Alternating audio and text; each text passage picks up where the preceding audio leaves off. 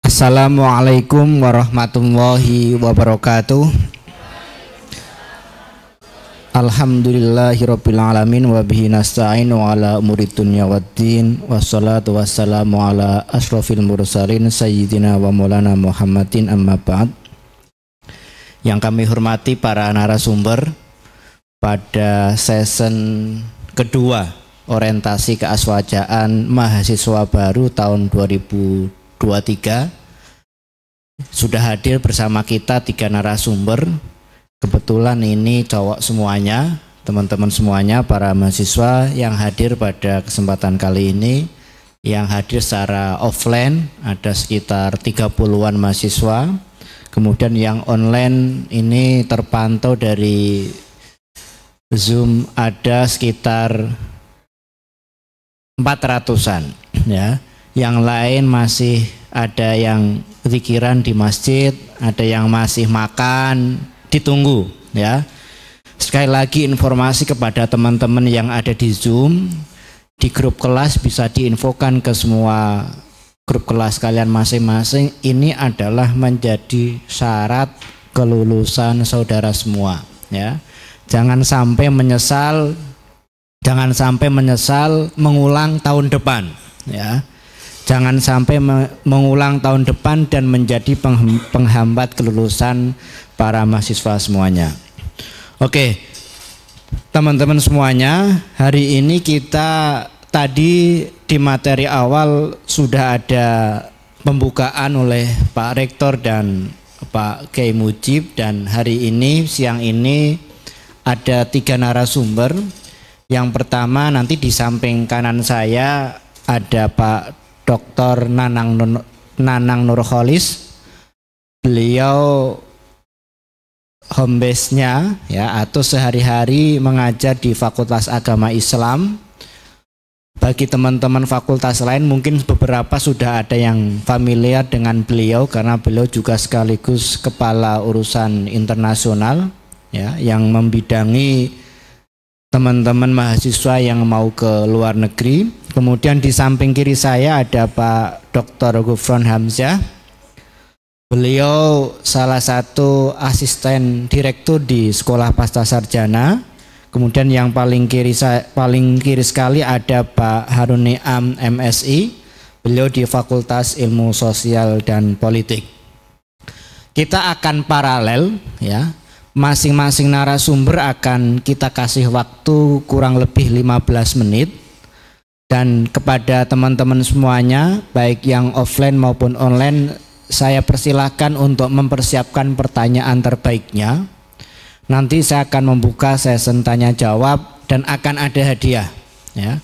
Hadiahnya apa nanti di akhir akan diumumkan oleh panitia. Insya Allah akan ada hadiah. Kalau tidak hari ini bisa diambil minggu depan atau kapan saja di kantor Aswaja Center ya. Kalau Aswaja Center nggak ada, silakan datang ke ruangan saya kasih hadiah. Yang pertama, Pak Nanang akan berbicara tentang rancang bangun keilmuan Aswaja di perguruan tinggi. Beliau adalah lulusan dari India ya, dan kemudian S1-nya juga di Fakultas Usuluddin. Jadi ngomong soal rancang bangun atau epistemologi di dalam Ahlus Sunnah wal Jamaah, beliau pakarnya. Sehingga silahkan disimak dengan baik hal-hal yang menjadi poin-poin, catatan-catatan yang menurut kalian semua layak dicatat dan jadikan quote ya. Silahkan nanti diambil mana yang terbaik, bikin quote terbaik, nanti silahkan bisa dikampanyekan di luar. Kepada Pak Nanang kurang lebih 15 menit dari sekarang saya persilahkan. Monggo Pak Nanang.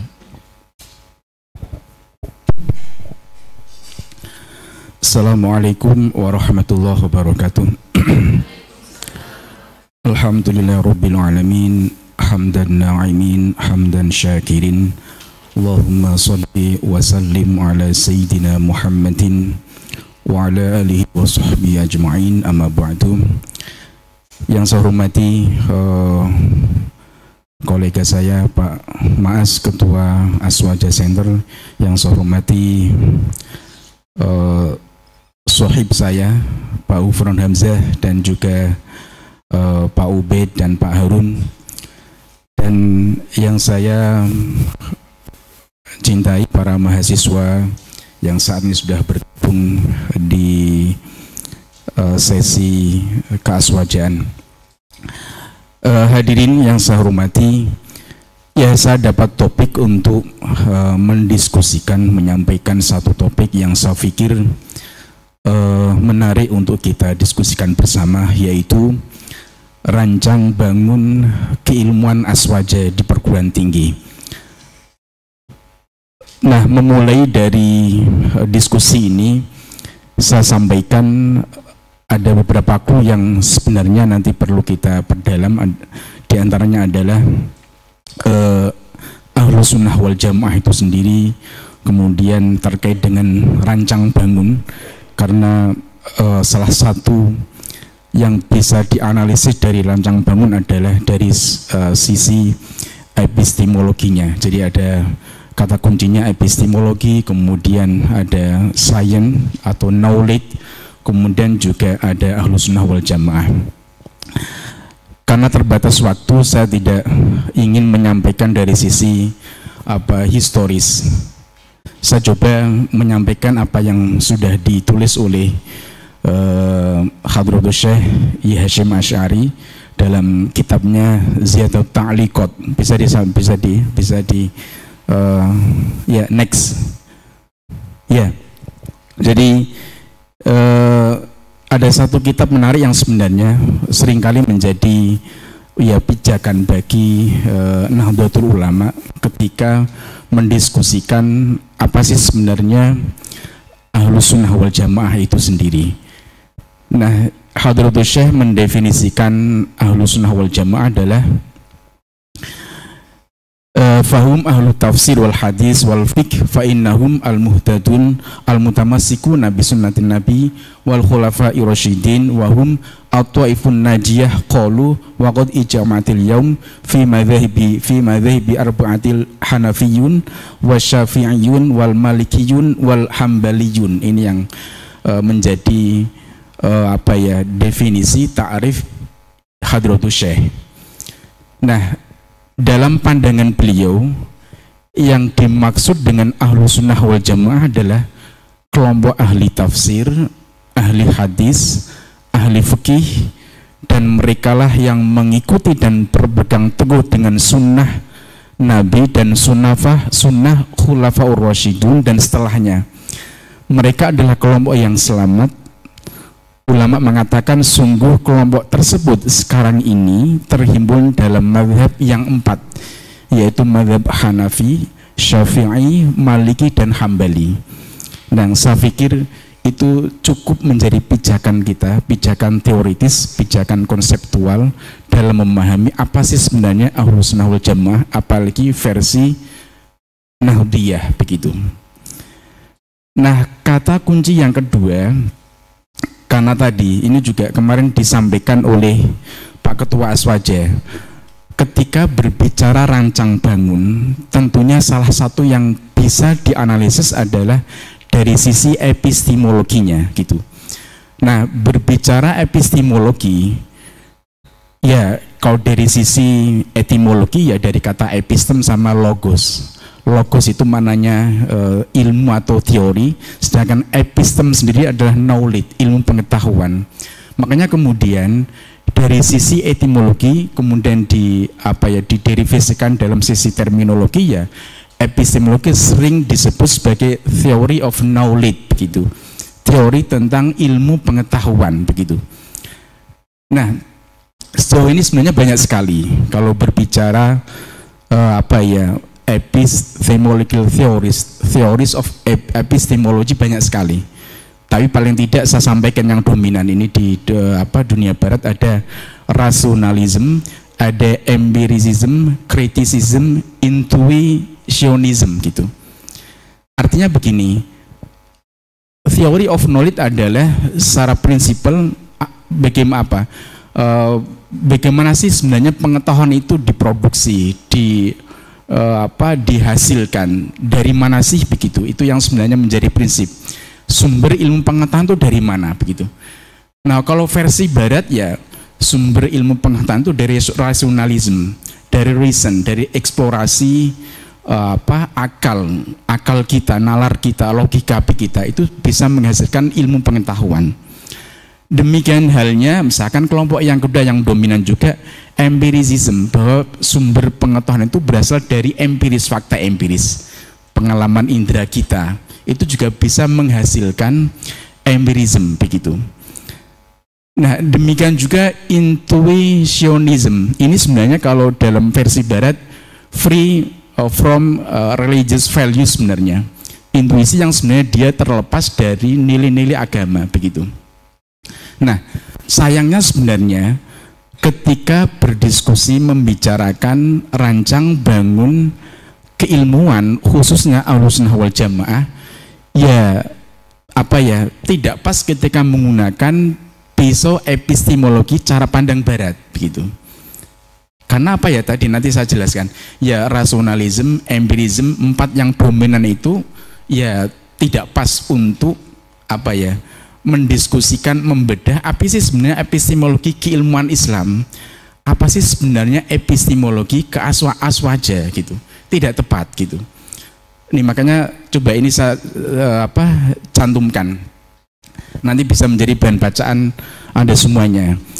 Nah, salah satu buku yang bagus sekali sebenarnya ditulis oleh Syed Hussein Nasr. Jadi ada Science Civilization in Islam. Jadi Syed Hussein Nasr membicarakan ilmu pengetahuan dan peradaban dalam Islam. Cara pandang beliau ya ilmu pengetahuan dalam Islam dengan barat sangat berbeda sekali. Kalau dunia barat lebih fokus pada ilmu pengetahuan yang dihasilkan dari eksplorasi antara reason atau akal tadi dan juga dengan empirism. Jadi ada 3 biasanya. Jadi empirism, rationalism, kemudian criticism, intuitionism begitu. Itu yang ilmu pengetahuan barat begitu. Sehingga seringkali menegasikan menafikan persoalan tadi istilahnya intuisi yang dia berbasis pada divine revelation kalau dalam Islam itu sendiri. Makanya kemudian menurut Syed Hussein Nasr yang nanti sebenarnya bisa menjadi pijakan atau pisau dari menganalisis epistemologi dalam keilmuan Islam, karakteristik yang membedakan antara ilmu pengetahuan dalam Islam dengan dunia barat adalah the ideas of unity begitu. Itu kalau menurut ini coba ini perhatikan di halaman 21 ini. The art and science in Islam are based on the idea of unity, which is the heart of the Muslim revelation gitu. Jadi ilmu pengetahuan dan seni dalam Islam itu didasarkan pada gagasan unity sebenarnya. Yang ini merupakan jantung dari wahyu itu sendiri gitu. Makanya kemudian Syed Hussein Nasr sangat tidak setuju ketika ilmu pengetahuan Islam, ketika peradaban Islam dikaji dalam persepsi dunia barat yang tadi hanya mendasarkan pada reason, pada akal saja, pada logika, ya sangat tidak tepat sekali. Karena ada satu hal karakteristik yang sangat membedakan ilmu pengetahuan dalam Islam, peradaban dalam Islam dengan dunia barat. Apa itu? The idea of unity yang tidak dimiliki oleh mereka begitu. Makanya kemudian satu perumpamaan yang menarik sebenarnya yang disampaikan oleh Hussein Nasr ini, ketika kita memahami peradaban Islam, ilmu Islam itu bukan sebagai, it's not just flowing river, tidak, bukan sebagaimana sungai yang mengalir, tidak begitu, yang dia kemudian berubah sesuai dengan keadaan, tidak begitu. Di sini ada kelihatannya, coba di screenshot sebentar.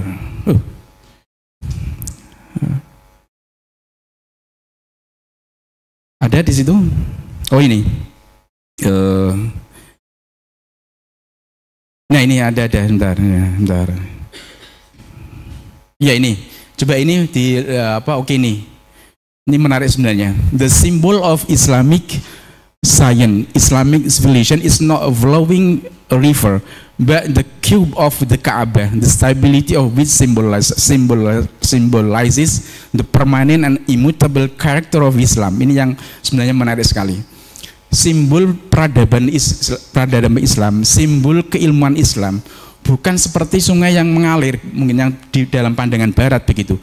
Akan tapi seperti apa ya? Kubah dari Ka'bah yang menunjukkan stabilitasnya, yang memberikan simbol karakter yang permanen dan tidak berubah dalam Islam. Apa itu tadi? The idea of unity, begitu.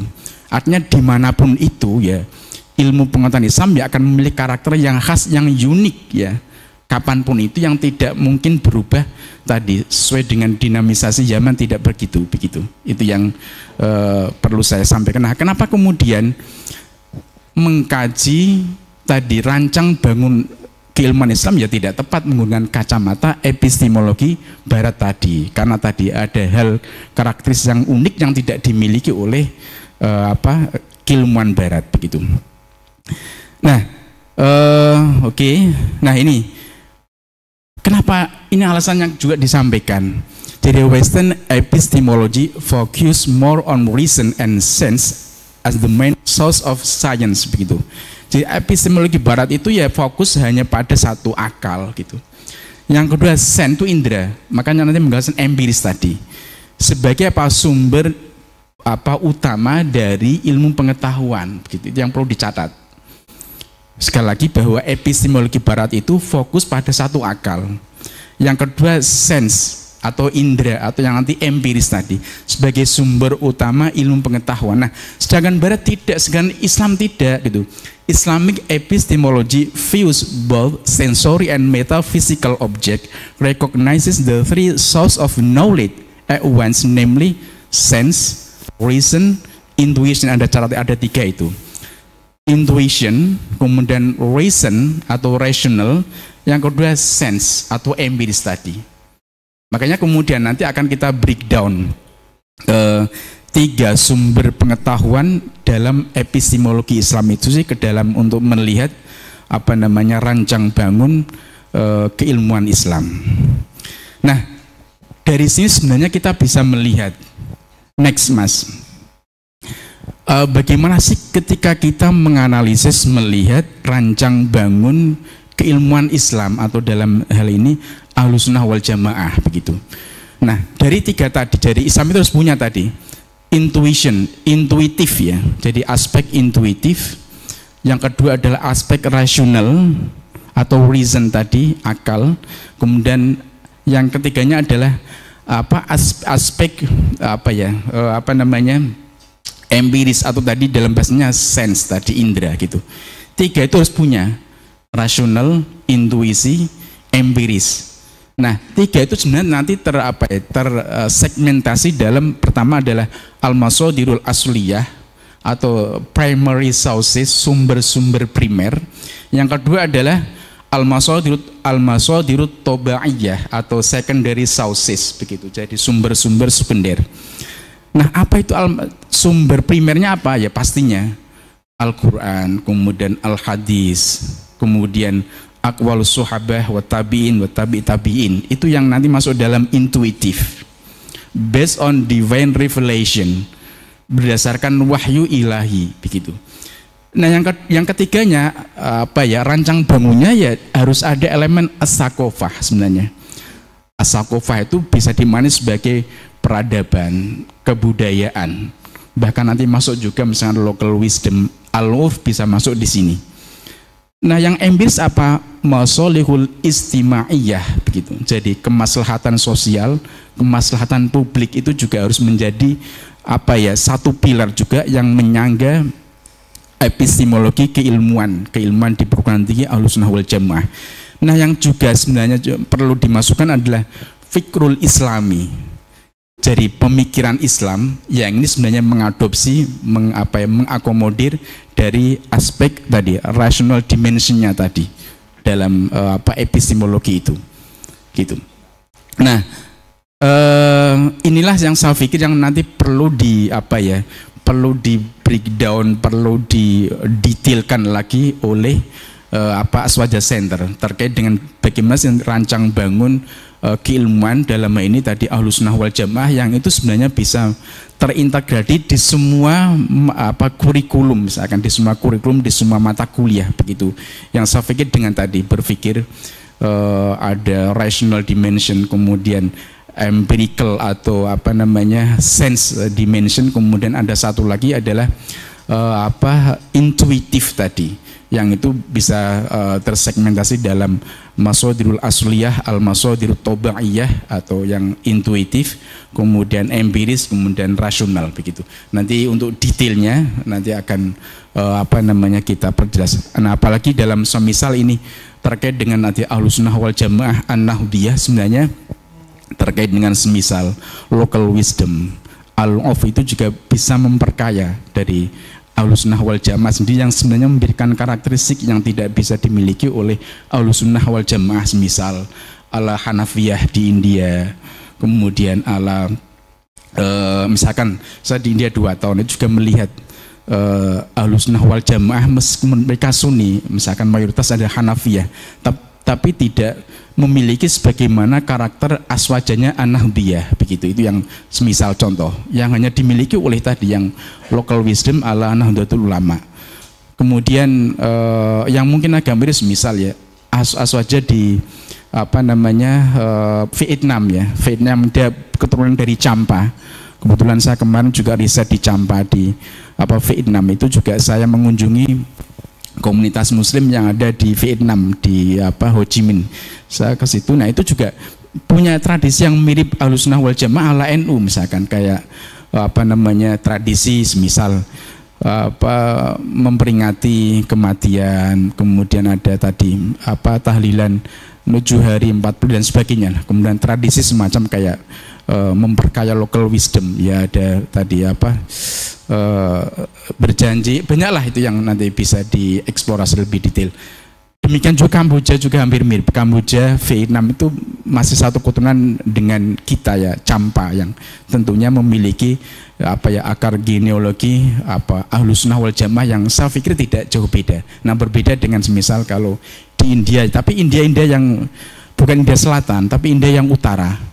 Kalau selatan hampir mirip juga, misalkan selatan itu kan ada Kerala, ada Malabar, Al-Malaibari yang itu terkenal, itu juga mirip dengan kita dari sisi madhabnya juga Syafi'iyah juga, tapi dari sisi Ahlussunnah wal Jamaah juga mirip juga dengan kita. Itu salah fikir terkait dengan tadi local wisdom as-saqofah yang juga bisa memperkaya, memberikan karakteristik unik dari aswajanya An-Nahdiyah dibandingkan yang lain, karena hampir semua mengklaim dirinya aswaja itu begitu, Ahlussunnah wal Jamaah, itu Wahabi misalkan,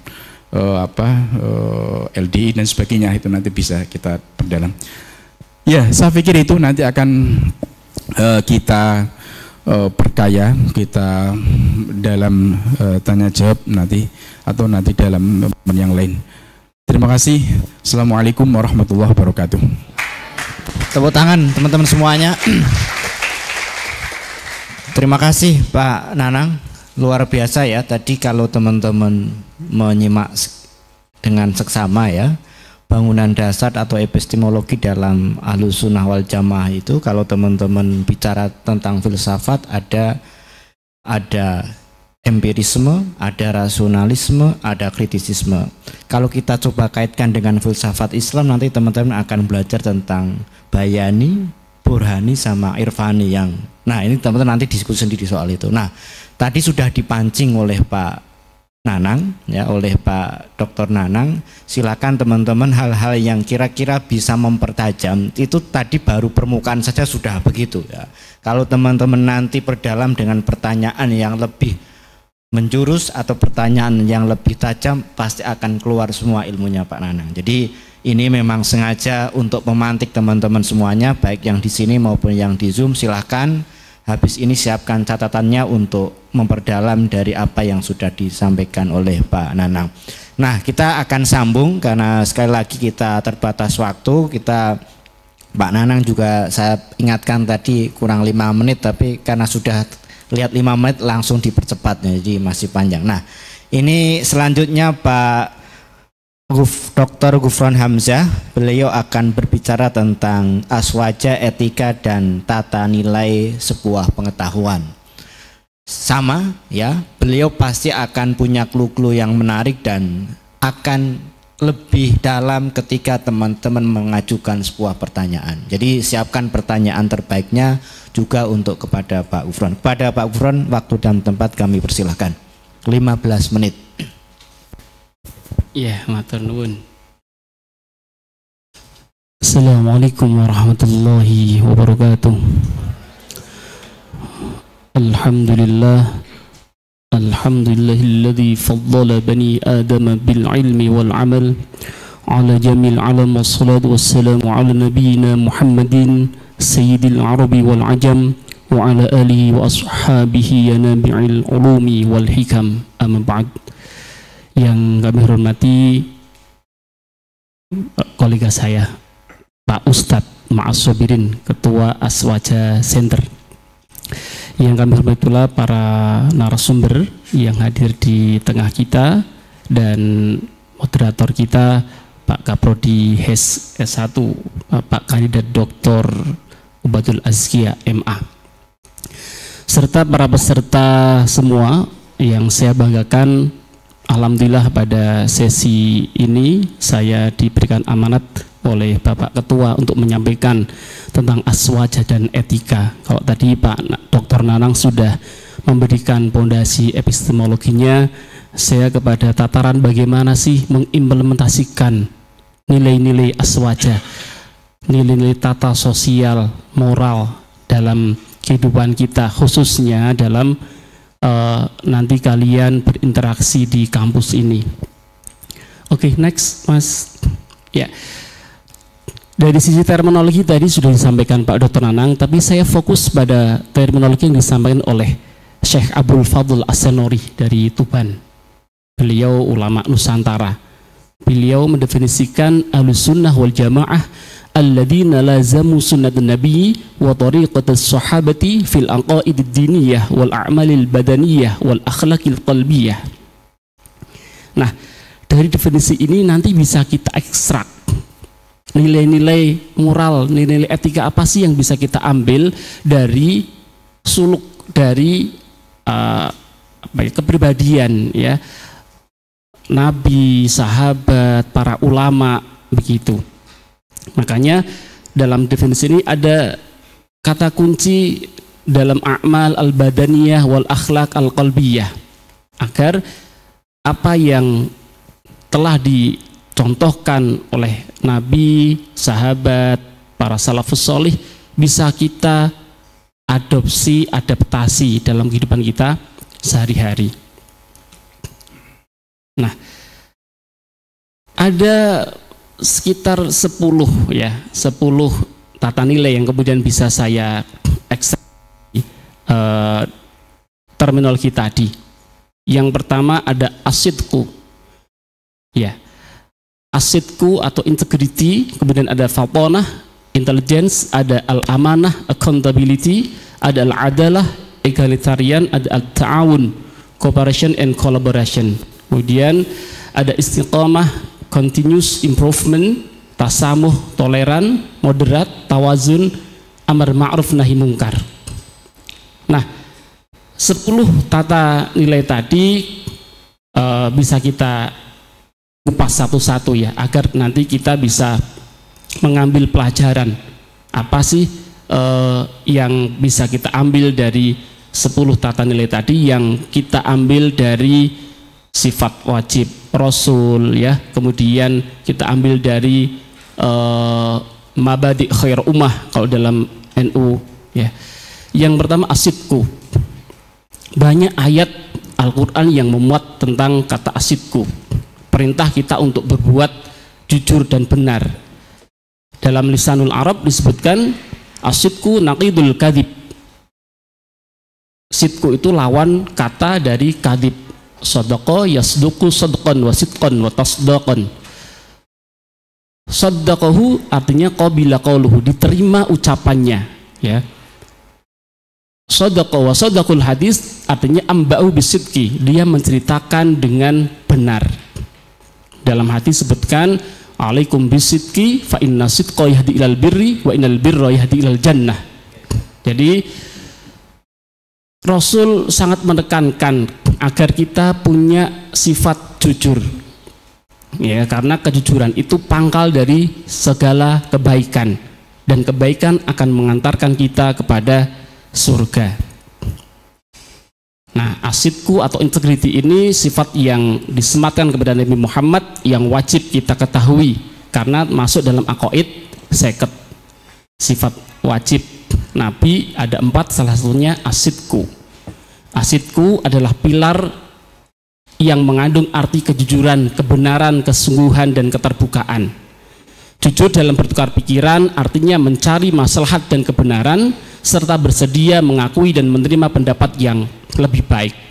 Ini penting kita renungkan sebagai bekal kita dalam diskusi-diskusi di ruang kelas maupun di tempat lain yang perlu adanya kesadaran akan kejujuran dalam bertukar pikiran. Dalam konteks bermasyarakat, sifat asidku menjadi salah satu modal lem perekat kohesi hubungan horizontal sesama manusia. Sikap ini memunculkan rasa percaya terhadap satu sama lain. Sikap saling mempercayai menguatkan solidaritas dan kohesi sosial serta kekuatan di tengah masyarakat. Nah, bagaimana sih kita membudayakan tradisi jujur ini? Yang pertama, disiplin dan tepat waktu. Nah, tentu mahasiswa wajib ini memulai tradisi kejujuran dalam hal mengatur waktu. Jangan kuliahnya jam 8, datangnya jam 9. Wongnya teko. Kuliah jam 8, berangkat jam 9. Yang kedua, anti mencontek dan plagiarisme. Ya, jadi sebentar lagi UAS. Ya. Kalau jenengan tidak mempersiapkan diri dengan baik, tidak membaca kembali materi-materi yang diberikan di kelas, ya akhirnya potensi jenengan tidak percaya diri tinggi. Solusi tercepat apa? Tengok kanan kiri. Kalau enggak bawa contekan. Kalau tugasnya take home, akhirnya kontrol A, kontrol C, kontrol V, alias kopas. Iya. Budaya plagiarisme itu bukan tradisi kejujuran. Makanya kalau kita ingin mengikuti sifat Nabi, ya hindari mencontek atau plagiarisme. Kemudian penilaian otentik artinya ya asal biqadri ta'ab. Apa yang dikerjakan ya itu menjadi konsekuensi atas apa yang akan diperoleh.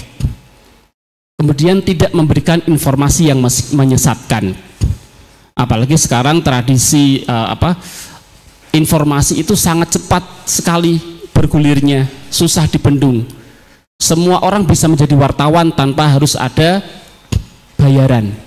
Ya kan, kalau wartawan dulu dibayar itu. Kalau sampean sekarang semua jadi wartawan, apa? Reporter semua, apa yang dilihat, didengar, di video, di share, ya kan? Jadi berpotensi terkadang menyebarkan hoax. Makanya salah satu budaya tradisi kejujuran adalah tidak mudah menyebarkan sebuah berita sebelum tahu kebenarannya. Saring sebelum apa? Sharing gitu ya. Jangan share enggak tahu sumbernya. Karena Nabi mengatakan cukup bagimu dikatakan seorang yang pendusta ketika kamu menyampaikan semua yang kamu dengar gitu. Yang kedua, fatonah, intelligence. Jadi ayat yang pertama kali turun surat Al-Alaq ayat 1 sampai 5 diawali dengan iqra bismi rabbikal ladzi khalaq. Perintah untuk membaca, perintah untuk meneliti, ya. Sebuah kerja peneliti itu membutuhkan kecerdasan, baik kecerdasan intelektual, emosional, dan spiritual. Nah, untuk menjadi orang yang cerdas, ayat itu menghadirkan kata iqra sebanyak 2 kali. Iqra bismi rabbikal ladzi khalaq, khalaqal insana min 'alaq, Iqra wa rabbukal akram. Sebagian mufasir memaknai Iqra ini yang pertama adalah kewajiban belajar, yang kedua Iqra kedua kewajiban mengajar atau menyampaikan. Maka untuk bisa menjadi seorang yang mampu menyampaikan sebuah pengetahuan, harus terlebih dahulu mengisi pengetahuan pada dirinya dengan belajar, begitu. Nah, kecerdasan ini next, Mas. Iya. Sosok kreatif, inovatif dan inspiratif itu hadir ketika kalian menjadi sosok yang fatonah. Apa cirinya? Memiliki rasa keingintahuan yang tinggi, ya. Jadi kalau diskusi di kelas, saya suka kalau ada mahasiswa yang bertanya. Tapi kalau datang, duduk, diam, ngantuk gitu ya, dia bangun kalau pasti absen dipanggil namanya. Untung yang manggil saya. Kalau yang manggil Israel ya, bablas sampean malahan. Ya. Jadi salah satu bentuk apresiasi menghargai teman itu dengan ya tadi menyimak ketika diskusi, kemudian bertanya apabila tidak tahu, karena ada pahala dalam ruang diskusi itu. Yang pertama pahala orang yang presentasi karena dia ngasih ilmu. Yang kedua pahala orang yang bertanya karena dengan dia bertanya akan muncul pengetahuan baru. Nah, manfaatkan ruang diskusi itu sebagai media mendulang pahala, gitu ya. Yang kedua, menilai suatu paradigma yang berlaku secara kritis. Kalau kita tidak punya sifat kritis, kita ya akhirnya meneng, nggak mau bergerak, nggak mau bertanya. Kemudian membaca, menulis dan berkarya secara orisinal, etis dan estetis. Nah, ini karakter seorang yang cerdas itu tadi. Iqra aksar taro aksar. Kalau sampean bacanya banyak, sampean akan melihat lebih banyak. Gambarnya kalau ada buku itu, buku semakin tinggi bukunya, sampean bancee semakin tinggi, semakin jauh jangkauan penglihatannya. Tapi kalau sampean bacanya satu buku tipis nggak tuntas lagi, ya udah nggak bisa lihat lebih jauh. Kemudian al-amanah, accountability. Amanah itu didul khianah. Amanah ini lawan dari kata khianah. Dalam hadis sebutkan al-amanatu ghinan. Amanah itu menjadi sebab seorang menjadi kaya. Kok bisa ya? Wa ma'nahu annar rajula idza urifa biha kasura mu'amiluhu fasara dzalika sababan lighinahu. Jadi amanah itu, kalau kita punya sifat amanah ya, accountability, maka kita akan menjadi sosok yang dikenal orang yang amanah. Kalau kita dikenal sosok yang amanah, maka akan banyak relasi sosialnya. Orang akan suka bergaul, berinteraksi dengan kita. Dalam Al-Quran banyak perintah kita untuk dilarang berkhianat, kita diperintahkan untuk menunaikan amanah, gitu ya. Karena amanah atau tanggung jawab itu ya sifat wajib bagi Rasul. Satu akar kata dengan al-amin yang merupakan gelar yang diberikan kepada Nabi Muhammad atas sifat terpercaya yang dimiliki. Kemudian dalam al-amanah harus ada transparansi baik dalam jabatan, tugas dan pengelolaan.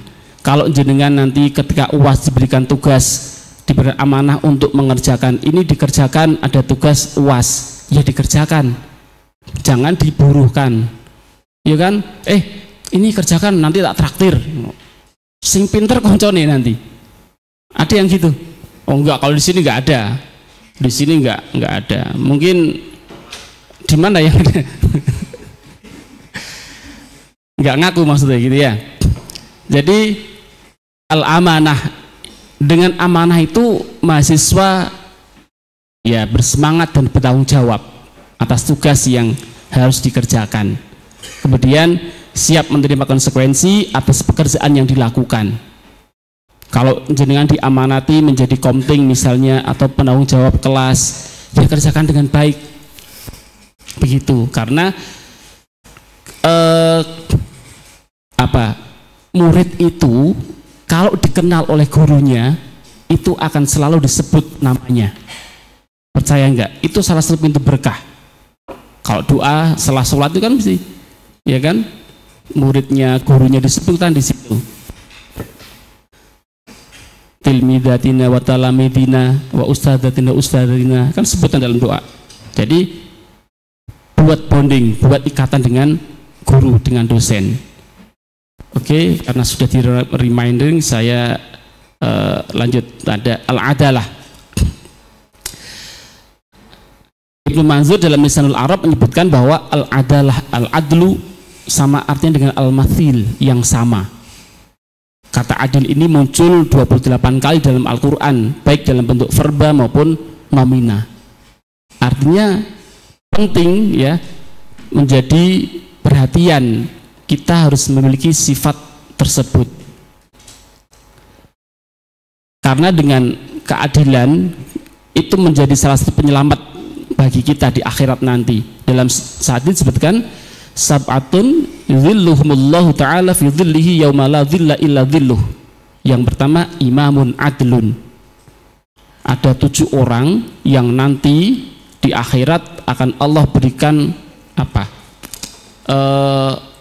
Naungan, ya, di mana tidak ada naungan kecuali naungan Allah pada saat itu. Yang pertama adalah imamun adlun, imam yang adil.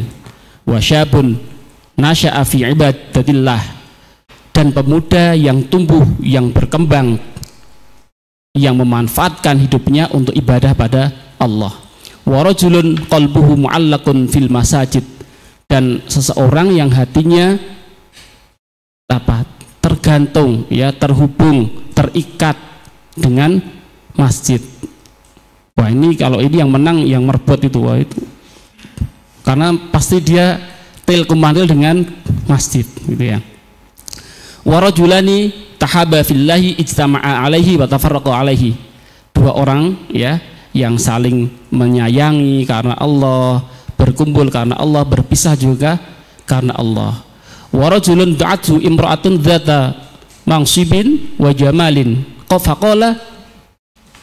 faqala inni akhafullaha.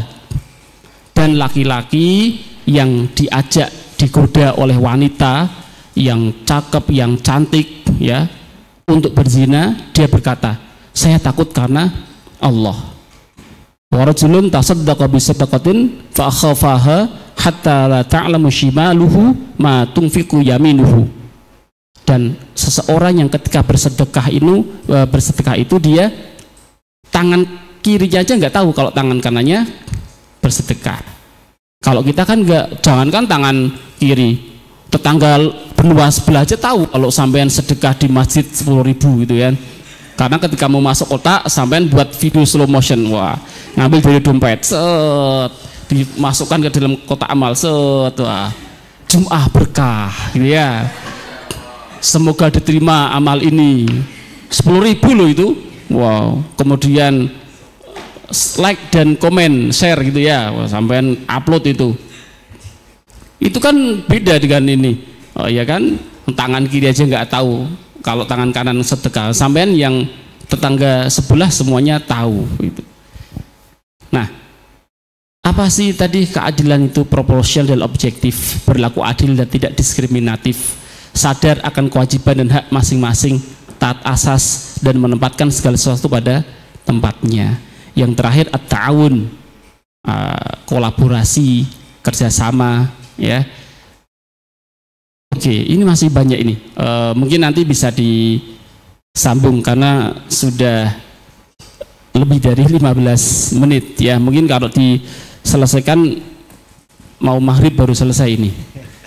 Sekalian buka bersama ya. Demikian yang bisa saya sampaikan ya. Ma la yusraku kulluh la yusraku julluh. Kalau nggak bisa dapat semuanya, nanti paling nggak ada yang bisa saya sampaikan gitu ya. Semoga manfaat. Mohon maaf bila ada khilaf. Wallahul muwaffiq ila aqwamit thoriq. Assalamualaikum warahmatullahi wabarakatuh. Waalaikumsalam. Tepuk tangan teman-teman semuanya. Terima kasih Pak Dr. Gufron. Mohon maaf terpaksa saya batasi karena saya intip slide-nya ada 35 slide. Jadi kalau saya nggak kasih peringatan maghrib baru selesai. Jadi apalagi kemudian beliau sudah tadi bagus sekali mengelaborasi tentang bagaimana istilah-istilah klasik, misal sidik, amanah, tablik, fatonah adalah itu kemudian dengan konteks kekinian, ya. Tadi ada yang menarik, misal ada dalam al-adalah itu tidak diskriminatif, ya. Nah, ini menjadi poin penting juga bagi kita mahasiswa Wahid Hasyim dengan miniatur Indonesia. Ada beragam suku, beragam agama di sini, harus bisa kemudian Aswaja menjawab tantangan itu. Jangan sampai teman-teman mahasiswa mengaku Ahlussunnah wal Jamaah, tetapi ternyata kemudian ketika ada yang berbeda kemudian kita mendiskriminasi. Nah, tadi sudah disinggung bagus sekali oleh Pak Ghufron bagaimana al-adalah itu kemudian dalam konteks perbedaan, keragaman itu menjadi poin penting. Jangan sampai mengaku Ahlussunnah wal Jamaah, generasi muda Ahlussunnah wal Jamaah, tapi terhadap orang yang berbeda keyakinan kita melakukan diskriminasi. Ada prinsip al-adalah tadi yang disampaikan oleh Pak Ghufron. Oke, teman-teman, kita akan lanjut ke narasumber yang ketiga, akan lebih spesifik ya tentang bagaimana sosok Kiai Wahid Hasyim sebagai platform ya, atau bisa juga sebagai patron kita di dalam keilmuan dan pergerakan. Bagaimana beliau Kiai Wahid Hasyim mengejawantahkan keilmuan beliau itu tidak hanya dalam pikiran, tapi bagaimana di dalam tindakan politiknya, gerakannya, sehingga bisa, kalau kita spesifik, bagaimana kemudian Nahdlatul Ulama itu bisa sekian abad hingga sampai sekarang ini masih kemudian eksis, dan di dalam riset yang terbaru semakin banyak orang yang mengaku Nahdlatul Ulama. Saya kira ini tidak lepas dari bagaimana Kiai Hasyim Asy'ari, Kiai Wahid Hasyim di dalam melakukan pergerakan dan keilmuannya itu dipadukan dalam sebuah satu kesatuan yang komprehensif. Kepada Pak Harun Niam, kepada beliau waktu dan tempat saya persilahkan 15 menit Pak Harun. Matur suwun. Matur suwun Pak Ubed. Bismillahirrahmanirrahim. Assalamualaikum warahmatullahi wabarakatuh. Alhamdulillah, salatu wassalamu ala rasulillah, la hawla wa la quwwata illa billah. Yang kami hormati, kita banggakan Ketua Pusat Studi Aswaja Romo Kiai Ma'as-Sabirin, dan para narasumber Romo Kiai Nanang Nur Khalis, Romo Kiai Ghufron Hamzah, moderator Romo Kiai Ubed, para mahasiswa sekalian yang kami hormati, baik yang hadir di lantai 6 ini yang jumlahnya sekitar 100 orang, kemudian yang dari Zoom itu per detik ini ada 561 orang, 62 ini tambah lagi, 63 ini lagi muncul lagi 63. Kemudian yang streaming itu ada 270.000 yang menonton acara kali ini. Mudah-mudahan diberi keberkahan semua, berkah dunia dan akhirat, amin Allahumma amin. Kalau Pak Ghufron tadi sudah menyiapkan 35 slide, tapi terus karena waktunya terpotong, saya sudah menyediakan 100 slide sebetulnya. Cuman karena tadi dipesan oleh Pak moderator, nanti mungkin akan saya sampaikan cuma sekitar 6 atau 7 slide saja. Para mahasiswa sekalian, alhamdulillah kita bisa menyelenggarakan orientasi Aswaja ini, dan kami diberi tugas oleh Pusat Studi Aswaja untuk menyampaikan sosok atau tokoh yang namanya kita jadikan sebagai nama universitas kita, yaitu Kiai Haji Wahid Hasyim.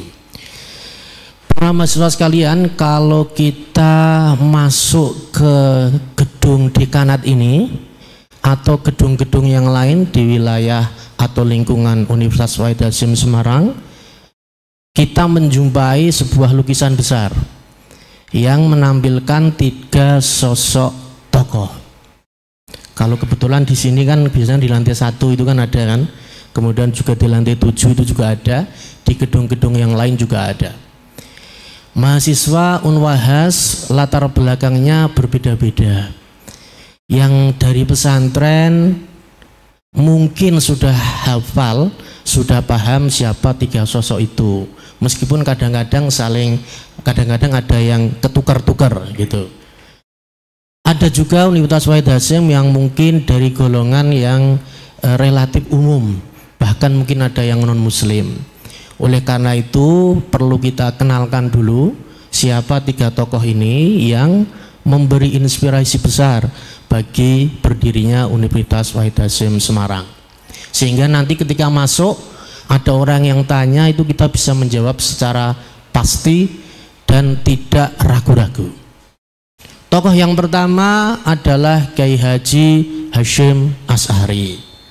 Beliau pendiri Nahdlatul Ulama, sebuah organisasi yang merupakan organisasi terbesar tidak hanya di Indonesia tetapi juga di dunia. Saya ulangi, organisasi terbesar tidak hanya di Indonesia tetapi juga di dunia. Ini yang mungkin tidak terlalu diperhatikan oleh kita selaku Nahdliyin. Jadi kekuatan kita itu luar biasa. Ibaratnya seperti yang disampaikan Kiai Haji Wahab Hasbullah, juga merupakan pendiri Nahdlatul Ulama. NU itu ibarat meriam, bukan hanya pistol. Kalau pistol terlalu kecil, tetapi meriam besar sekali potensinya. Beliau mempunyai Hadratus Syekh Kiai Haji Hasyim Asy'ari ini mempunyai beberapa putra putri. Salah satu diantaranya adalah tokoh yang kedua itu, yaitu Kiai Haji Wahid Hasyim. Sehingga jangan keliru ya, mana yang Kiai Haji Hasyim Asy'ari, mana yang Kiai Haji Wahid Hasyim. Kiai Haji Wahid Hasyim inilah yang namanya kita pakai untuk nama universitas kita yang tercinta ini. Itu ya. Karena ada juga Universitas Hasyim Asy'ari di Jombang.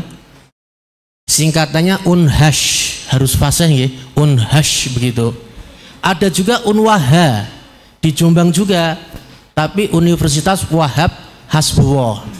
Sementara kita Unwahas singkatannya, yaitu Universitas Wahid Hasyim. Sehingga jangan keliru, jangan sampai mahasiswa Wahid Hasyim keliru untuk menyebut hal ini.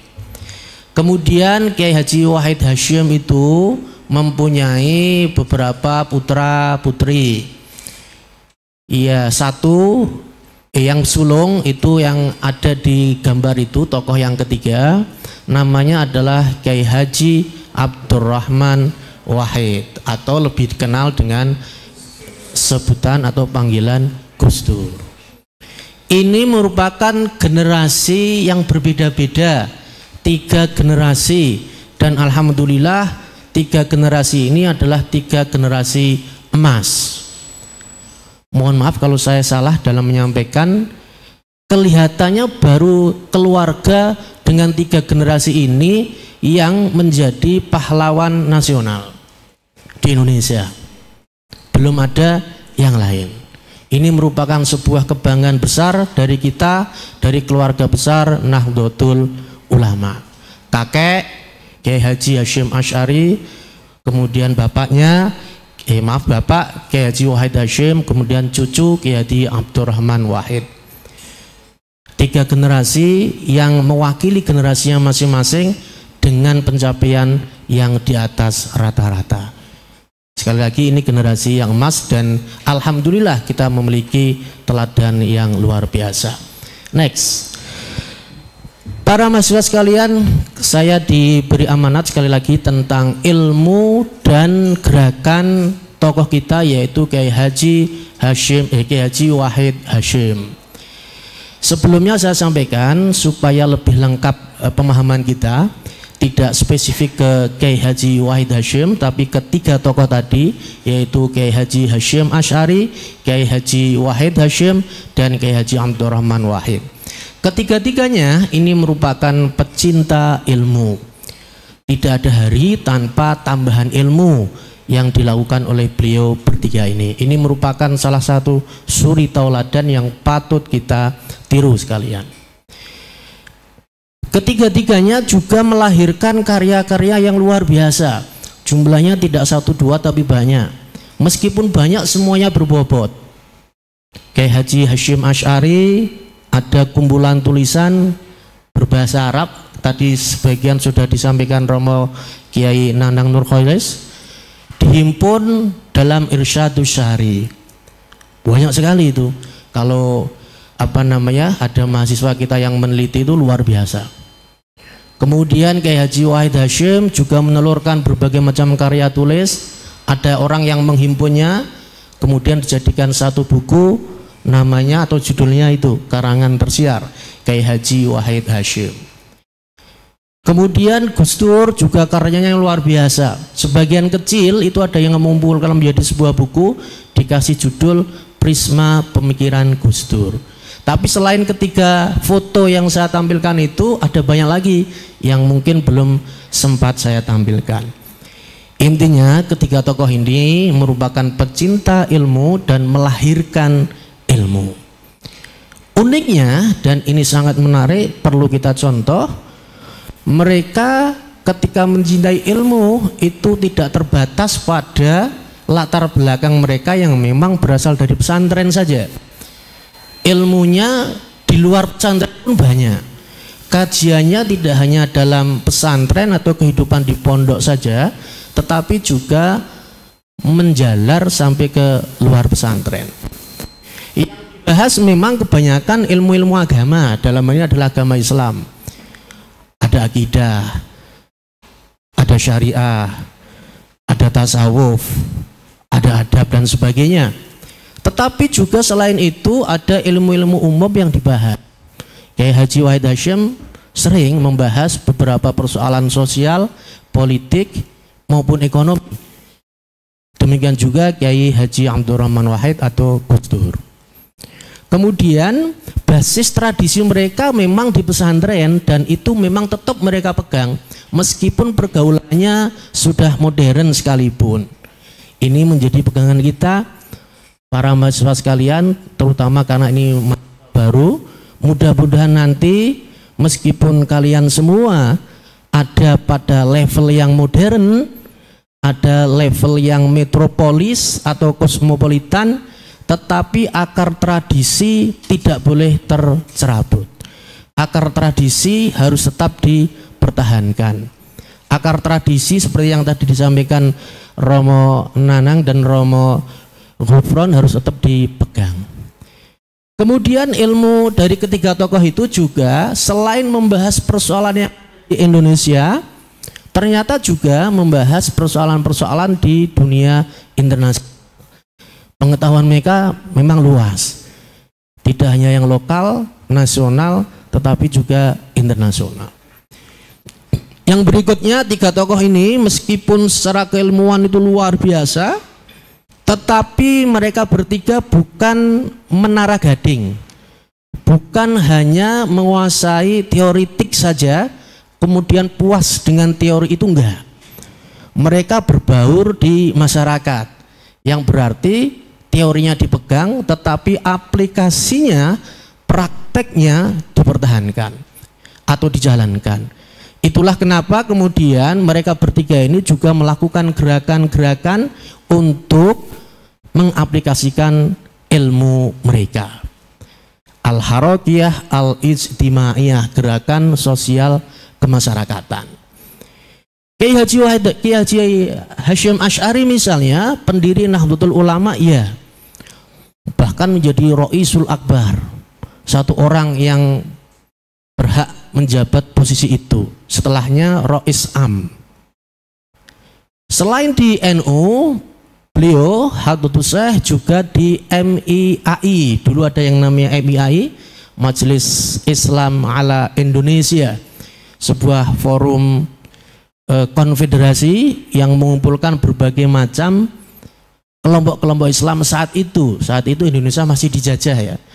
MIAI dibentuk tahun 1937 ketika kita masih dalam suasana kolonial Belanda. Kemudian juga di Masyumi, di NU, di MIAI, di Masyumi, Hadratus Syekh menjadi ketuanya, yang sangat berpengaruh. Karena ini menghimpun kekuatan Islam di Indonesia, maka kita bisa mengetahui sosok Kiai Haji Hasyim Asy'ari merupakan sosok sentral saat itu. Bahkan sekarang dan sampai ke depan. Kemudian para mahasiswa sekalian, Kiai Haji Wahid Hasyim juga selain di NU, MIAI dan Masyumi juga di Sumubu. Sumubu itu kalau sekarang istilahnya Departemen Agama. Dulu dibentuk di zaman Jepang ya. Kiai Haji Wahid Hasyim meneruskan apa yang menjadi kiprah dari Kiai Haji Hasyim Asy'ari, baik di NU, di MIAI, di Masyumi, kemudian juga di Sumubu. Terakhir ketika Indonesia merdeka, Kiai Haji Wahid Hasyim juga pernah menjabat sebagai seorang menteri agama dengan beberapa kebijakan yang luar biasa di awal-awal kemerdekaan yang dampaknya bisa kita rasakan seperti sekarang ini. Kalau kita sekarang ini merasa Islamnya di Indonesia mayoritas Aswaja seperti yang disampaikan Romo Kiai Nanang tadi, akidahnya ikut Al-Asy'ari, Al-Maturidi, fikihnya ikut Imam Hanafi, kemudian Imam Maliki, Imam Syafi'i dan Imam Hambali, tasawufnya ikut Al-Ghazali, Junaid Al-Baghdadi. Itu tidak lepas dari apa yang dikampanyekan oleh Kiai Haji Wahid Hasyim di awal-awal kemerdekaan. Kita nggak tahu kalau dulu yang jadi Menteri Agama mungkin bukan dari kita, suasana keislaman di Indonesia sampai sekarang mungkin berbeda dengan yang sekarang ini. Jadi ini ada runtutannya seperti itu. Kemudian putra beliau yaitu Kiai Haji Abdurrahman Wahid malah lebih tinggi lagi dalam urusan jabatan kenegaraan. Selain berkiprah di Nahdlatul Ulama, kemudian mendirikan PKB, beliau menjadi presiden keempat Republik Indonesia, itu Gus Dur. Gerakan dari ketiga tokoh kita ini punya ciri yang khas. Yang pertama, mereka memang tokoh gerakan, tapi bukan tokoh gerakan asal bunyi, asal beda, namun gerakannya didasari sebuah ilmu. Ketika mereka bergerak, membuat kebijakan, membuat regulasi, ada ilmu-ilmu tersendiri dan biasanya berbasis ilmu-ilmu di pesantren. Nah, ini yang harus diteladani bagi kita semua. Kemudian semaju apapun pergaulan mereka, sehebat apapun pemikiran mereka, basis tradisinya masih dipertahankan di dalam gerakan itu. Kemudian bersifat inklusif sama seperti yang tadi disampaikan Pak Moderator, kemudian juga Pak Gufron, inklusif, terbuka, mau bergaul kepada siapapun meskipun berasal dari pesantren yang oleh sebagian orang dianggap kuno, kolot, sarungan, gudiken dan sebagainya. Kalau mungkin ada, tapi sekarang nggak ada kelihatannya. Tetapi mau bergabung atau bergaul dengan semua kalangan, baik kalangan tradisional maupun modern, kota maupun desa, bahkan yang berlainan provinsi atau berlainan agama sekalipun dalam hal bergaul. Kemudian juga tidak hanya mengurusi dari sisi kemasyarakatan, tapi juga mengurusi dari sisi kenegaraan. Nah, ini hebatnya ketiga tokoh ini. Tidak hanya fokus ke masyarakat tapi juga ke negara. Bagaimanapun apa yang terjadi di dalam persoalan kenegaraan nanti akan berimbas kepada kehidupan di masyarakat sehari-hari. Kalau sekarang ada pilpres misalnya, mungkin juga jangan merasa antipati karena bagaimanapun akan berpengaruh kepada kita, tetapi juga jangan terlalu mencolok. Yang biasa-biasa saja. Oke, yang berikutnya para mahasiswa sekalian, apa yang menjadi karya ketiga tokoh ini termasuk Kiai Haji Wahid Hasyim mempunyai dampak yang sangat luas karena kebijakannya dibuat dalam skala yang besar. Dulu ada proses penyelenggaraan ibadah haji.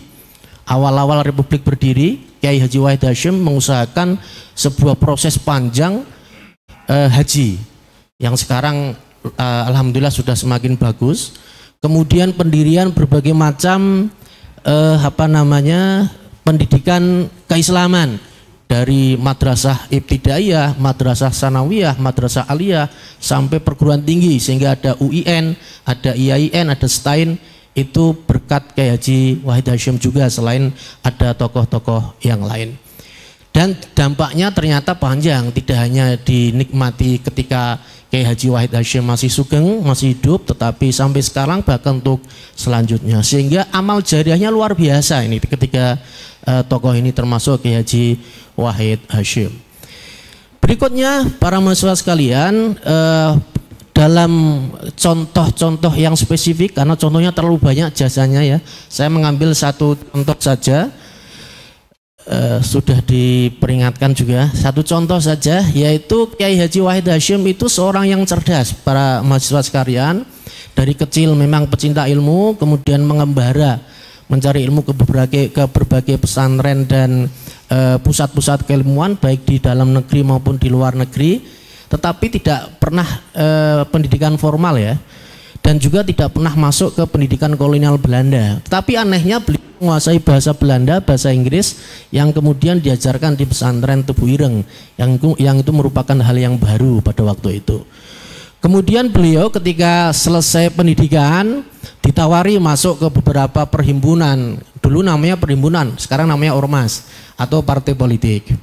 Meskipun beliau anak seorang Rais Akbar Nahdlatul Ulama, tidak langsung mengiyakan mau masuk apa, termasuk mau masuk NU. Perlu waktu 4 tahun untuk berpikir-pikir, untuk memutuskan, baru setelah mantep, setelah percaya, yakin, kemudian memilih Nahdlatul Ulama sebagai media perjuangannya. Kemudian ini mengantarkan beliau pada sesi sejarah bangsa ini yang luar biasa, yang sangat menentukan karena lahirnya negara ini di tahun 1945. Beliau masuk ke PPKI, sebelumnya BPUPKI, dan kemudian Panitia 9 yang isinya adalah tokoh-tokoh perwakilan dari berbagai macam kekuatan politik yang ada di Indonesia saat itu. Hanya orang tertentu yang bisa masuk ketiga lembaga itu, BPUPKI, PPKI, dan Panitia 9, yang tugasnya tidak main-main, antara lain membuat sebuah rumusan dasar negara kita, yang kemudian bisa berhasil meskipun ada beberapa debat dan dinamika tentu saja. Salah satu yang menjadi terkenal yaitu debat tentang Piagam Jakarta, yang sekarang kita pembukaan Undang-Undang Dasar 1945. Muhammad Yamin menyebutnya Piagam Jakarta, sementara Pak Karno menyebutnya Muqaddimah, yang sering kita baca ketika upacara 17 Agustus, upacara bendera, pembukaan Undang-Undang Dasar 1945. Di situ ada dasar negara kita, sila pertama yaitu Pancasila. Sila pertama adalah ketuhanan yang Maha Esa. Sebelumnya itu ketuhanan dengan kewajiban menjalankan syariat Islam bagi pemeluk-pemeluknya. Kemudian ada rombongan menemui Pak Muhammad Hatta, kemudian keberatan kalau yang seperti itu nanti teman-teman yang non muslim dari Indonesia bagian timur keberatan. Kemudian Pak Hatta mengundang Kiai Haji Wahid Hasyim, beberapa tokoh yang lain seperti Mr. Kasman Singodimedjo, Ki Bagus Hadikusumo, perwakilan dari teman-teman Muhammadiyah. Kemudian ada tokoh Islam, Tengku Muhammad Hasan, rapat sebelum besok harinya disahkan menjadi dasar negara kita. Sila pertama kemudian diganti dari ketuhanan dengan kewajiban menjalankan syariat Islam bagi pemeluk-pemeluknya, diganti menjadi ketuhanan yang Maha Esa. Itu salah satu peran dari Kiai Haji Wahid Hasyim yang merupakan tokoh kita. Saya kira itu yang bisa saya sampaikan dalam kesempatan kali ini. Tidak ada 15 menit ya, alhamdulillah bisa. Tidak ada 15 menit. Akhir saya sampaikan pantun. Cikini ke gondang dia. Cakep. Dari kampus ini kita perkuat Aswaja. Cakep. Cikampek Tasikmalaya. Jangan mudah capek untuk meraih sarjana. Tambah lagi, ke pasar Johar beli alpukat. Cakep. Tidak lupa ditambah coklat. Cakep. Dengan dekengan pusat, insya Allah selamat dunia akhirat. Oke. Ihdinas shiratal mustaqim. Assalamualaikum warahmatullahi wabarakatuh. Waalaikumsalam. Terima kasih. Tepuk tangan sekali lagi buat Pak Harun, teman-teman semuanya. Oke. Mohon maaf terpaksa tetap dikasih catatan untuk memangkas waktunya, meskipun tetap ada pantun ya. Jadi pantun yang terakhir sebagai penutup bagi kita semuanya. Teman-teman semuanya, ada satu poin saya mencatat yang kemudian perlu kita cermati adalah bagaimana kita tidak menjadi orang yang nyaman dalam posisi sebuah menara gading.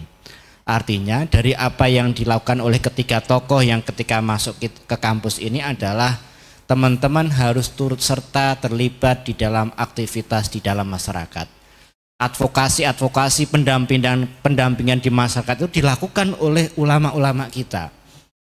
Tidak hanya cukup mengaji kitab kuning, duduk di podium, tidak. Tapi beliau-beliau itu melakukan aktivitas pendampingan di masyarakat. Apa yang dirasakan di masyarakat, mereka terlibat di dalamnya.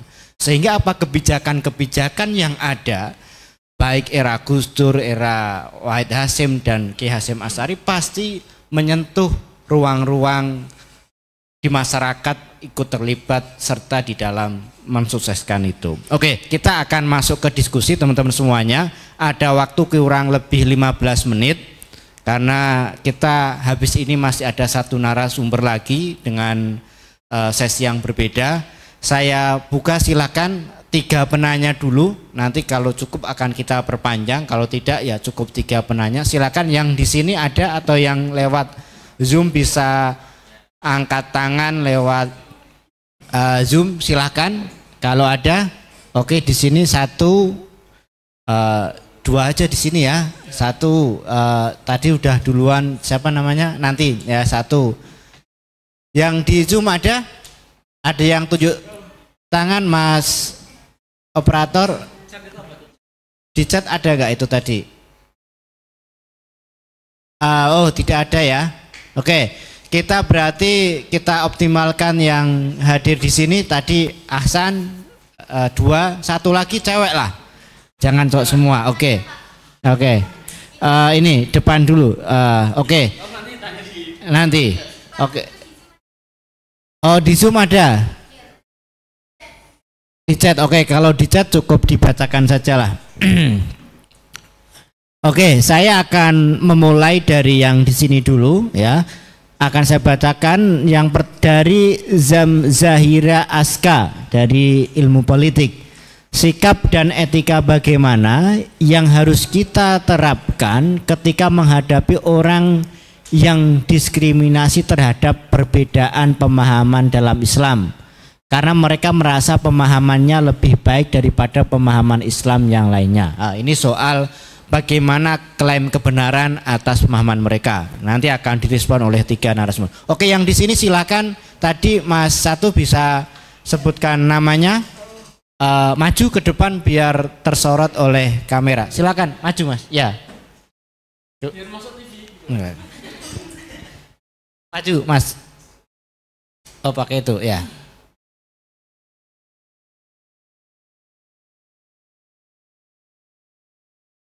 Sini Mas.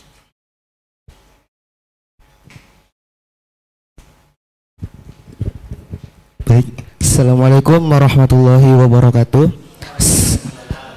Sebelumnya perkenalkan, nama saya Zul Adriansyah dari Prodi Hukum Ekonomi Syariah. Jadi ini mungkin pertanyaan saya umum tapi tidak keluar dari konteks keakswajaan. Yang saya mau tanyakan, sejauh ini semenjak saya mencari-cari, kan ada hadis yang mengatakan tentang golongan dalam Islam yang akan terbagi menjadi 73. Nah, yang dijelaskan dalam hadis tersebut itu yang dijelaskan hanya 1 yang selamat. Nah, semenjak saya cari-cari dalam beberapa kitab, saya tidak pernah menemukan hadis itu mengatakan bahwa yang didobatkan 1 yang selamat itu adalah aswaja. Lantas apa kemudian yang menjadi paham kita bahwa aswajalah yang selamat? Karena yang dijelaskan dalam hadis itu sendiri itu lafaznya begini, ada kemudian Man hiya ya Rasulullah? Ada yang sahabat mengatakan kepada Rasulullah, siapa yang selamat itu? Kemudian Rasulullah berkata, man kana ala mislima ana alaihi wa ashabi. Itu tidak ada kata aswaja. Jadi mohon penjelasannya gitu. Sekian, terima kasih. Terima kasih Mas Zul. Oke. Yang kedua silakan, cewek dulu silakan Mbak. Nanti habis itu yang belakang.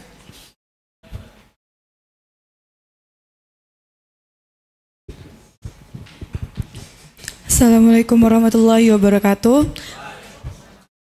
Perkenalkan, nama saya Raniati. Pertanyaan saya di sini adalah real dalam kehidupan. Saya berasal dari Riau. Tempat tinggal saya sendiri itu berada di Kota Siak, yang mana di tempat saya itu tidak ada yang namanya ada di golongan misalnya organisasi ini. Mungkin ada, tapi itu hanya beberapa. Kejadian ini terjadi ketika saya di kelas 2 atau kelas 1 MTS. Ayah saya merupakan salah satu tetua adat. Jadi waktu itu ada orang Kristen yang membangun gereja. Karena telah ada satu gereja di kampung dan satu gereja di kota, jadinya ayah saya mengajak orang-orang luar ataupun orang-orang sekitar mendoktrin mereka untuk segera mendemo, untuk segera bagaimana caranya menstopkan pembangunan gereja itu. Sedangkan dalam keaswajaan yang telah saya pelajari di sini, ini adalah pertama kali saya memahami isi dalam aswaja, itu kita harus toleransi atau tasamuh. Seharusnya larangan untuk membuat gereja sampai sebegitunya, sampai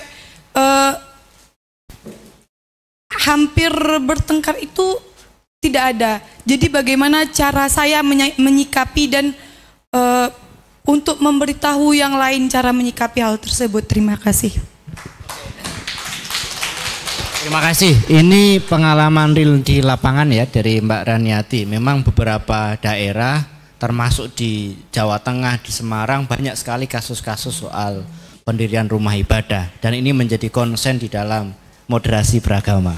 Jadi ada hal-hal yang kemudian menjadi patokan, nanti akan dielaborasi oleh para narasumber. Satu lagi siapa tadi? Hasan, oke. Jangan panjang-panjang, Hasan.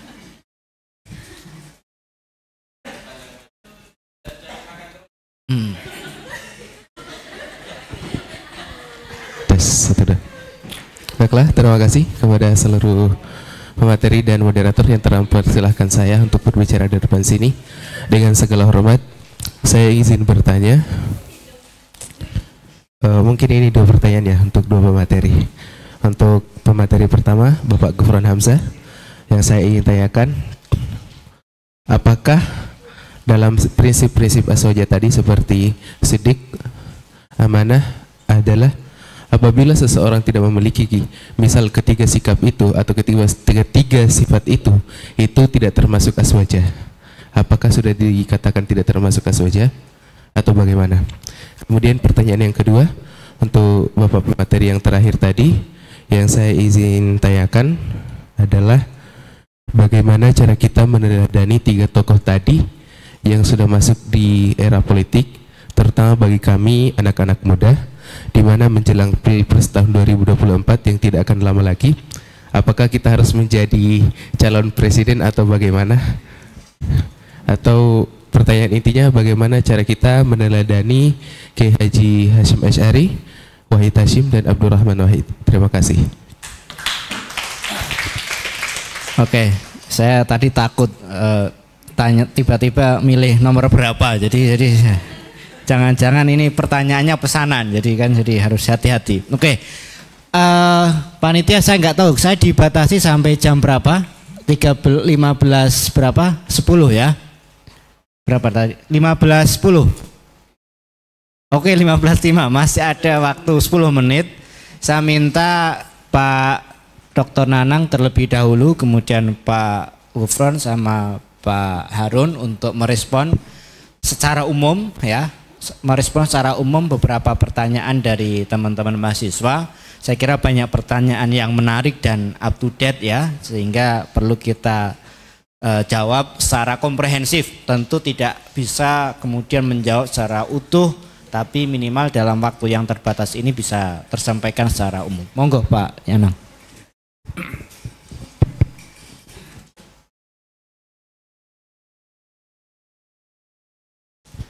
Ya, tadi pertanyaan dari tadi siapa Mas tadi namanya? Zul ya, Zul ya, menarik sekali itu yang seringkali apa ya menjadi perdebatan, menjadi polemik di kalangan umat Islam sendiri begitu. Nah, kalau saya melihatnya dari perspektif ulumul hadis begitu. Jadi ada apa ya satu manhaj, metode yang dipakai oleh ya Yusuf Qaradawi misalkan dalam kitabnya Kaifa Nata'amal Ma'asunnah An-Nabawiyah, itu yang kemudian diterjemahkan oleh Mizan, itu bagaimana memahami hadis Nabi. Kemudian yang kedua lagi ada satu yang ditulis oleh Syekh Al-Ghazali, itu judulnya As-Sunnah An-Nabawiyah Baina al-Fiqh wal Hadis, yang kemudian diterjemahkan itu memahami hadis Nabi antara pemahaman tekstual dan kontekstual begitu. Nah, salah satu yang menjadi apa ya pedoman metode dalam memahami hadis adalah meskipun dari sisi sanadnya, perawinya, jadi ada tiga kriteria itu masuk semuanya, ittisalus sanad, kemudian yang kedua perawinya adil, perawinya dobit. Akan tapi ketika dalam matanya ditemukan ada syad dan ilat, maka kalau perspektif dari semisal saya mengambil Syekh Al-Ghazali akan didoifkan begitu. Karena apa? Menyebut hadis itu sahih tidak hanya sahih dari sisi sanadnya, akan tapi juga dari sisi matanya gitu. Nah, matan itu menjadi sahih manakala ada beberapa kriteria. Satu, tidak bertentangan dengan Al-Quran. Yang kedua, tidak bertentangan dengan hadis yang lebih kuat gitu. Nah, yang ketiga misalnya tidak bertentangan dengan ilmu pengetahuan, tidak bertentangan dengan akal atau saintifik begitu, tidak bertentangan dengan fakta sejarah. Ada beberapa kriteria begitu. Nah, hadis ini sebenarnya kalau dalam analisis saya ada kejanggalan di situ. Kenapa? Hadis ini tidak akan mungkin disabdakan oleh Nabi, karena apa? Nabi tidak akan mungkin mengklaim bahwa hanya satu golongan yang masuk surga, Nabi gitu. Makanya kalau menurut saya ada kejanggalan, ada syad di situ. Ya banyak sekali, semisal contoh. Ya dalilnya apa ya tadi? Hadis ini bertentangan dengan Al-Quran yang sebenarnya tidak membedakan mana yang paling baik di antar, tidak ada begitu kan begitu. Contohlah semisal dengan Al-Hujurat misalkan. Jadi yang terbaik di antara kamu hanya orang yang takwanya begitu. Bukan golongannya siapa, tidak memikirkan golongan dari mana, ras dari mana, bangsa mana, tidak ada begitu. Tapi yang penting takwanya begitu. Nah, kalau analisis saya adalah hadis ini ada syad pertama bertentangan dengan Al-Quran yang sebenarnya punya otoritas hukum yang lebih tinggi daripada hadis tadi begitu. Nah, yang kedua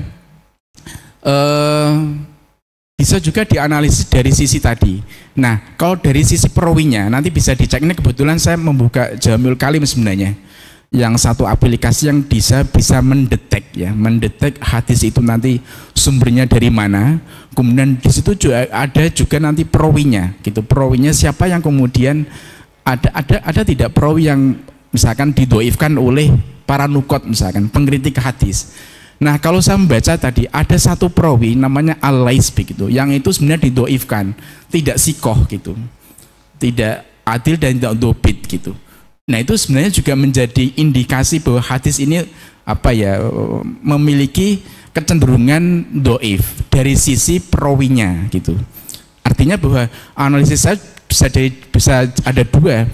Dari sisi sanad juga ada masalah dengan perawinya, yang tadi ada satu perawi yang dia didoifkan oleh para nukot, namanya Ales tadi, tapi dari sisi matanya pun kalau dalam pandangan saya tadi ada kejanggalan, ada syad yang tentunya tadi bertentangan dengan Al-Quran yang memiliki otoritas lebih tinggi, dan juga yakinnya adalah hadis yang lebih kuat sebenarnya, hadis yang lebih kuat yang tadi menganjurkan untuk persatuan, untuk berpegang teguh pada tali yang kuat misalkan, itu jelas sekali begitu.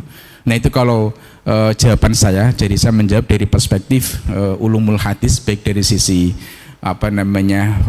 sanadnya ataupun dari sisi matanya begitu. Gitu. Ini kebetulan saya mau trace di Jamiul Kalim belum berhasil gitu.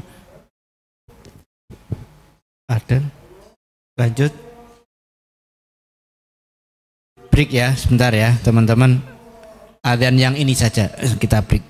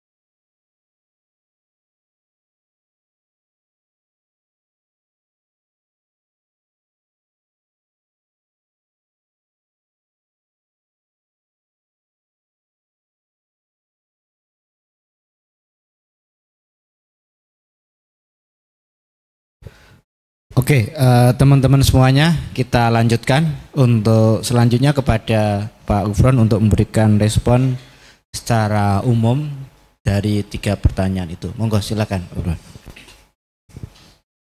Ya, terima kasih atensi teman-teman. Jadi memang perlu kita diskusikan lebih lanjut agar lebih utuh dalam memahami. Tadi ada pertanyaan, bagaimana Pak kalau tidak bisa menjalankan beberapa nilai yang ada dalam sifat-sifat Nabi atau dalam moral para ulama gitu ya. begini, kita memang harus mengikuti semua yang dikatakan oleh Nabi dan diajarkan oleh Nabi. Tapi ya biqadri uqulihim, sesuai dengan kemampuan kita tentunya. Karena agama itu mudah. Kalau sampean harus mengikuti cara Nabi beribadah, Nabi itu kalau ibadah sangat kuat sekali, sangat semangat sekali, sampai beliau lututnya bengkak ya, saking lamanya sholat.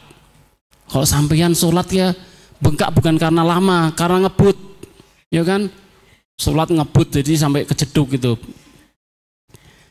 Karena ada beberapa yang memang khususiyah buat Nabi. Nabi boleh menikah lebih dari 4.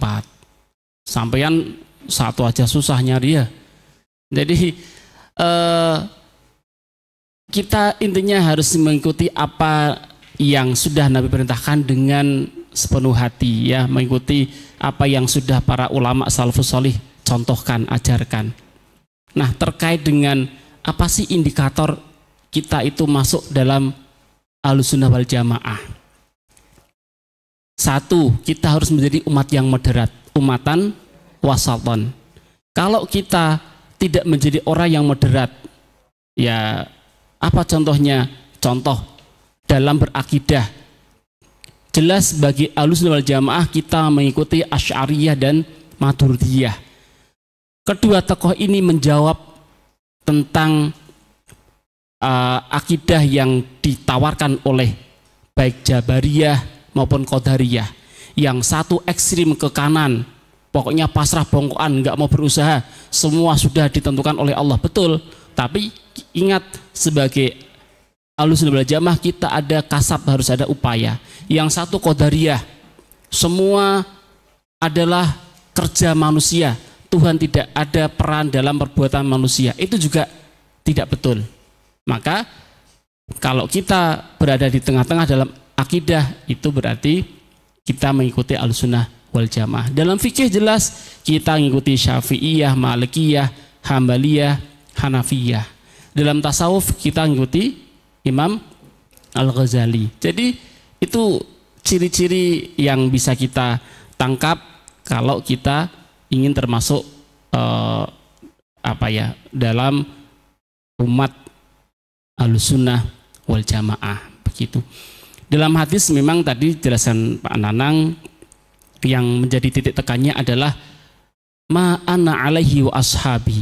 Kalau kita itu mengikuti apa yang sudah Nabi sampaikan dan para sahabat sampaikan, ya kita husnudzon, kita termasuk umat yang mendapat syafaat di hari kiamat nanti. Karena ya tadi umatan wasaton, firqah najiyah itu ada indikasinya, ada karakternya dalam Ahlussunnah wal Jamaah. Mungkin itu yang bisa saya garis besari. Terakhir monggo Pak.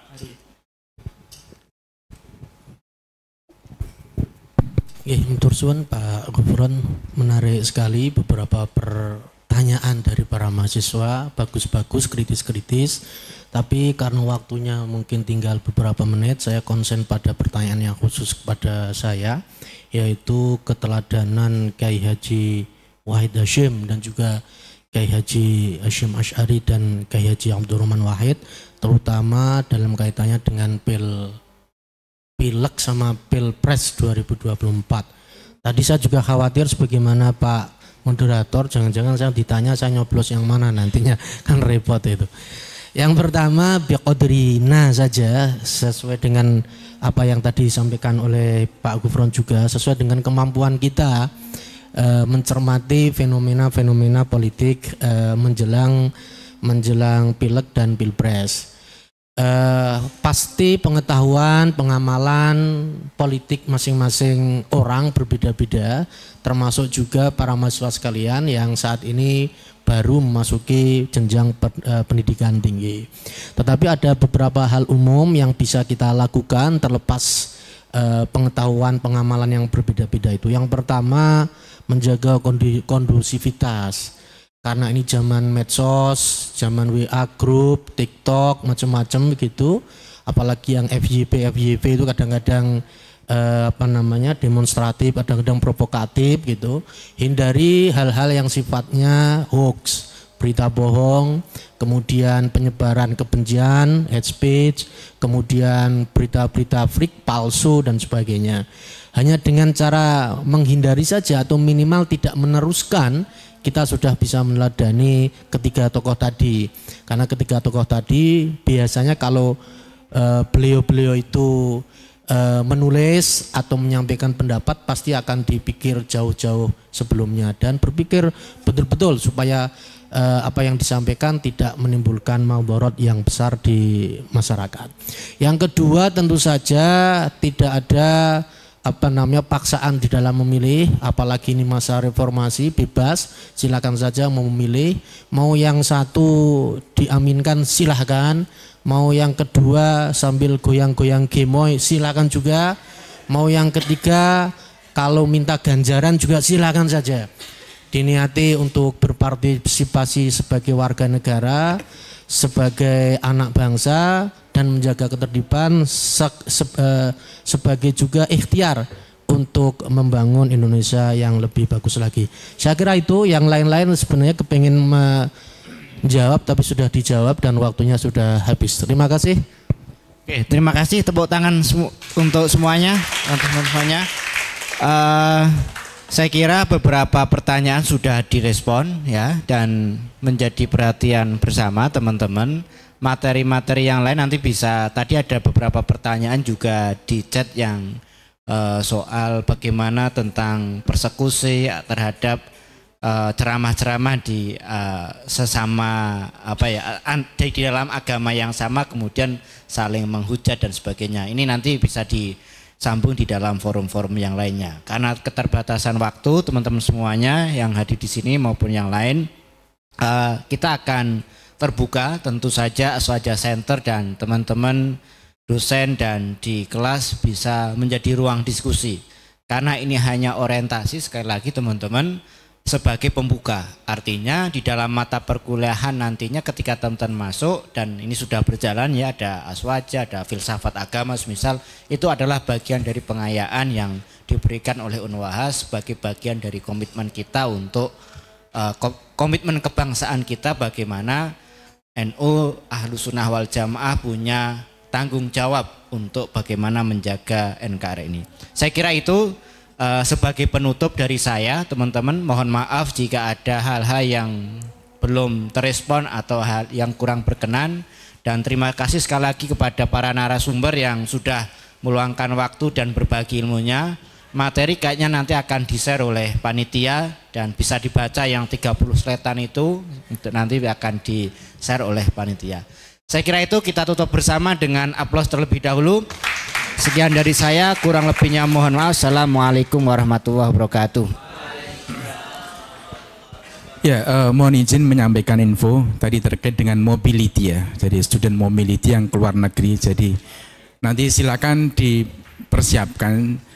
Dari kami ada, jadi ini perlu kebetulan ada 500 yang hadir, nanti biar mereka juga memahami. Unwahas itu punya kantor urusan internasional dan kerjasama gitu, yang atau KUI lah, kantor urusan internasional dan kerjasama, yang itu ya membidangi rekrutmen bahasa asing, kemudian juga mengirim mahasiswa ke luar negeri dan juga dosen gitu. Kalau tahun 2023 ini ada 35 yang kita kirim ke Korea Selatan, ke Jepang, kemudian Kamboja, ada Thailand, kemudian Malaysia. Ini kebetulan juga ada Dina Lorenza yang kemarin masih hangat kelihatannya, masih oleh-olehnya masih ada itu dari Malaysia. Kemudian ada lagi, oh ya. Dan ini tahun depan juga masih ada program yang sama. Ada skemanya bisa PPL itu ya nanti praktek ngajar juga bisa, atau yang nanti administrasi juga dilibatkan dalam administrasi juga bisa gitu. Jadi kebetulan tahun depan juga ada working holiday di Jerman itu yang kemarin barusan kita sosialisasi ya. Itu kerja magang di Jerman sambil liburan gitu. Kerjanya aja dibayar gitu, dan juga bisa jalan-jalan di Munchen, di ya banyak lah gitu. Kebetulan saya sudah ke sana, jadi harus ke sana gitu. Ya, makanya volunteer dari Aswajo juga kemarin ada Agung Zaki yang sekarang masih di Thailand ini. Agung Zaki sama Khotibul Umam, satu lagi siapa? Ya, Rian itu dari FAI sama dari Visip kelihatannya masih di Thailand gitu.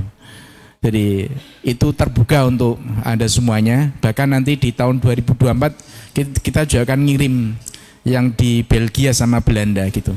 Nanti saya mau ke sana, mau ikut enggak nanti? Gitu. Iya, jadi kalau sama itu ke Belanda sama Belgia itu dalam rangka proyek Erasmus ya, Erasmus yang Uni Eropa. Enggak, nanti kita datang ke sana, jalan-jalan ke sana gitu. Ya, itu ya, nanti saya sampaikan, monggo bisa dipersiapkan apa yang nanti Anda bisa sharing dengan yang sudah ke sana. Ini ada Dina, nanti ada yang lain sharing apa sih syaratnya, apa yang perlu dipersiapkan, gitu ya. Ya, gitu aja, terima kasih dari saya. Nanti kalau Anda butuh informasi bisa datang ke ini, kantor saya, pojok ini, atau juga bisa akses di Instagram ya. Instagramnya kemana apa? International Office and Partnership. Anda bisa ngikuti jadi followernya di Instagram. Nanti saya akan monitoring, saya ngikut. Kalau enggak tak rekom gitu. Itu ya. Jadi biar sekalian untuk tadi mensiarkan Unwahas. Ya, gitu aja. Terima kasih. Ya, tepuk tangan untuk Pak Nanang dulu ya. Ya, pokoknya nanti yang dapat rekom dari Aswaja Center dikasih slot ya Pak ya Nanang ya. Beres ya. Baik teman-teman semuanya, ini kita kalau istirahat nanggung di sholat, karena sebentar lagi kita akan mendengarkan tausiah dari Romo Yai Dr. Haji Saifuddin. Okay. Nanti kira-kira setengah jam, baru nanti kita close. Ngoten nggih? Sepakat ya? Harus sepakat karena sudah sampai sini soalnya. Oke, terima kasih. Monggo Pak Nanang.